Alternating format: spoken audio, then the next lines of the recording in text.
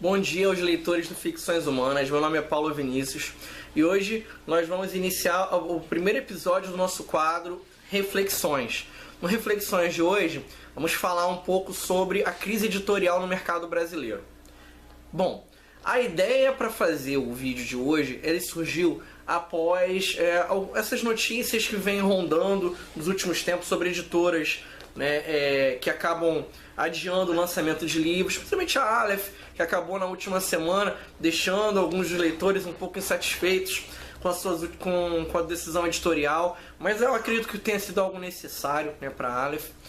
E eu queria discutir qual é o nosso papel como leitor, como que nós podemos contribuir para que as editoras sintam um pouco menos a crise, Então, para aqueles que acreditam que o Brasil não está em crise, sim, o Brasil está em crise, sim.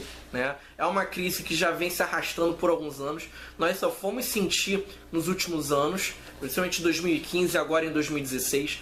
No ano passado ela chegou sorrateiramente e esse ano ela já está aprofundada. Eu acredito que a crise ainda vai se arrastar por mais um ano e meio, talvez. Pelo menos essa é a expectativa de vários economistas que têm colocado suas posições na internet, o que a gente ouve nos jornais, o que a gente ouve na televisão, em veículos independentes também. E é uma crise que chegou para ficar. Ela chegou para ficar, infelizmente, e isso tem afetado algumas editoras de maior porte. A gente viu esse ano algumas editoras retraindo alguns de seus objetivos e a última delas foi a Aleph na última semana. Ela não é que ela não vai deixar de publicar os seus livros, ela apenas vai diminuir o ritmo de lançamento. Ao invés de publicar, 5 livros por mês, eles vão publicar 3. Sendo que desses 3, 2 seriam aqueles que eles chamam de vendas certas, aqueles autores que são muito esperados pelo público, que eles têm uma noção de que venderiam mais. Eu tenho visto bastante da crise porque eu sou professor de história e um dos principais e acaba atuando na área de leitura também, na leitura e produção de texto. E eu sempre estive envolvido na aquisição e compra de livros didáticos e paradidáticos nas escolas, Só para datar o episódio, nós estamos no mês de junho e essa é a época da Feira Nacional do Livro Infanto-Juvenil, que ela está acontecendo nesse momento lá no Centro de Convenções Sul-América. Ela vai, se não me engano, ou acabou no domingo ou ela vai até essa semana, não me recordo ao certo. Mas, em várias edições anteriores da FN Lige, vários professores iam até essa feira com verbas fornecidas pelo Ministério da Educação para que a gente aumentasse o acervo da biblioteca. E há 8 anos que se fazia isso. Todos os anos a gente ia lá, comprava livros infanto-juvenis, atualizava o acervo da biblioteca, ou comprava mais cópias de um livro necessário para literatura, um Machado de Assis, um Aloysio de Azevedo, José de Alencar. Sempre é necessário ter na biblioteca. E esse ano, pela primeira vez em muito tempo, não aconteceu. A verba não veio, até porque o Estado do Rio de Janeiro está atrasado com toda e qualquer verba, de qualquer coisa, merenda, livros, professores, A gente pode só acompanhar as notícias na televisão que vocês vão ver qualquer coisa a respeito. E o governo brasileiro, ele é um dos principais compradores de livros, pelo menos no Brasil. O governo do Brasil ele é responsável pela aquisição de muitos livros e o fornecimento deles em caixas para as escolas. E várias editoras internacionais eles viram esse filão de mercado e resolveram abrir suas portas no Brasil por causa do governo sendo comprador. E agora não, com a retração na economia, o governo parou com vários programas ligados ao incentivo à leitura. E aí a gente pensa assim, bom, como que fica o mercado? Será que a gente não...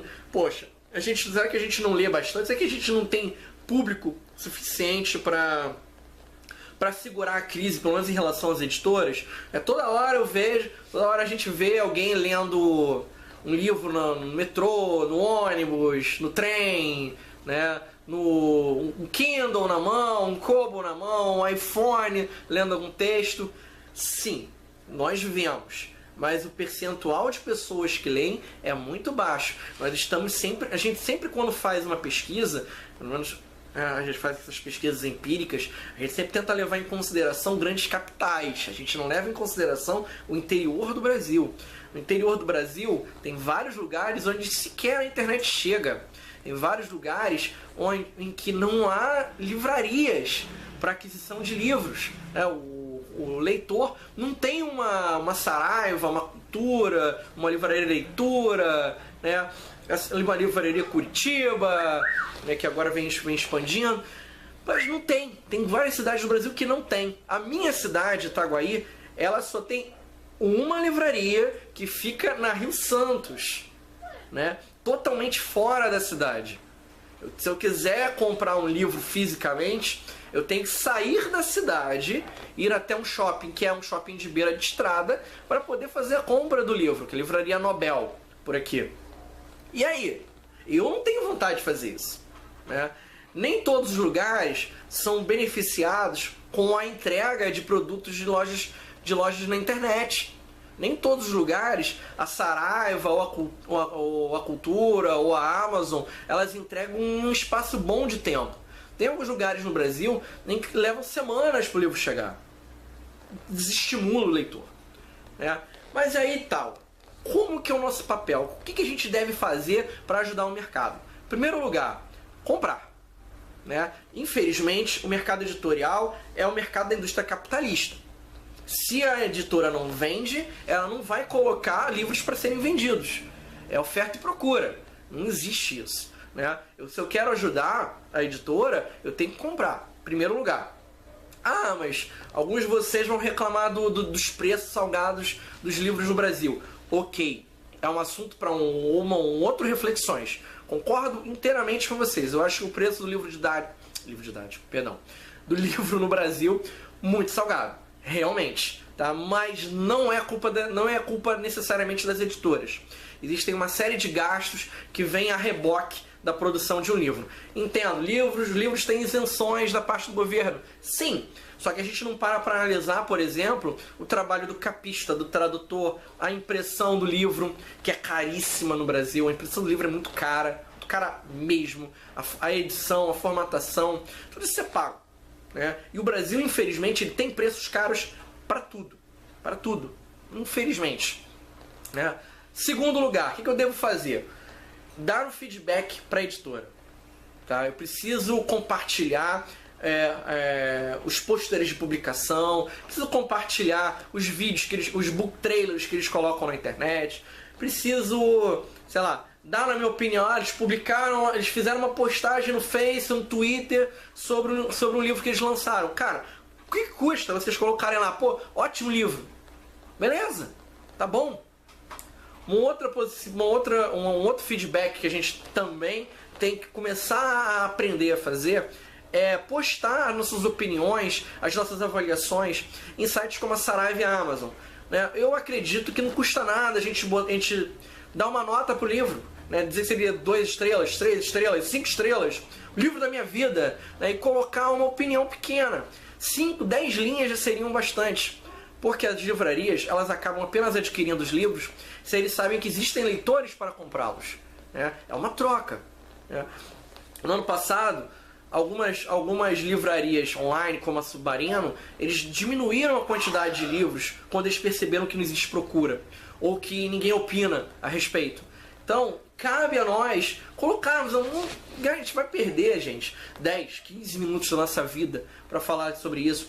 Eu sei que muitos de vocês têm contas no Goodreads, no Scoob, né, em ferramentas de pesquisa desse jeito. Eu acho que não custa nada a gente, sei lá, dar um copiar-colar na nossa opinião do Scoob e levá-la para a Amazon, levá-la para o Saraiva.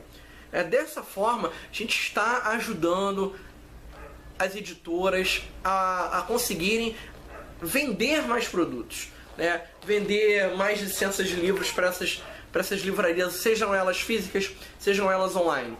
E o terceiro é o boca a boca, gente, né? É emprestar o livro, falar assim, pô, esse livro é maneiro, por que você não compra? É bacana, né? Vamos dar a nossa opinião, né? Eu acredito que nós somos muito mal acostumados com as editoras, nós somos muito paparicados por elas.